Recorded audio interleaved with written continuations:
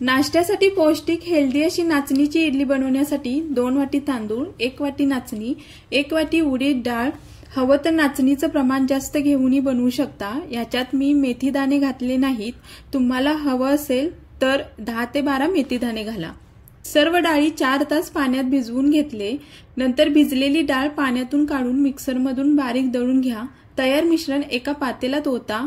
आता सर्व मिश्रण बारीक दळून घ्या। नंतर याच्यात चवीनुसार बारीक मीठ घाला आणि एकाच दिशेने चांगलं सेकंदभर फिरवून घ्या। जोपर्यंत पिठाला छोटे छोटे बबल्स येत नाही तोपर्यंत फिरवायचं, म्हणजे पीठ चांगलं फर्मेंट होतं। आता हे पीठ 8 तासासाठी फर्मेंट होण्यास ठेवून द्यायचं। हे पहा 8 तासानंतर छान असं पीठ फुललंय। पीठ चमच्याने जास्त फिरवायचं नाही, फक्त एकजीव होण्याइतपतच पीठ मिक्स करा।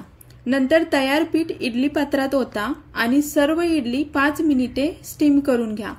चटणीसाठी ओलं खोबरं, 2 हिरव्या मिरच्या, कढीपत्ता, डाळ, कोथिंबीर, चवीनुसार मीठ, साखर घाला आणि पाणी किंवा आईस क्यूब घाला आणि अगदी बारीक पेस्ट बनवा। तयार झाली इडली सोबत खाण्यासाठी हिरवी चटणी। हवं तर चटणीवर मोहरीची फोडणी देऊन खाण्यास घ्या। आता इडल्या पण वाफरल्या आहेत, काढून घेऊयात। हे पहा छान अशा स्पॉन्जी जाळीदार नाचणीची इडली बनवून तयार झालीये। सांबार, खोबऱ्याची चटणी सोबत खाण्यास घ्या, खूप छान लागते।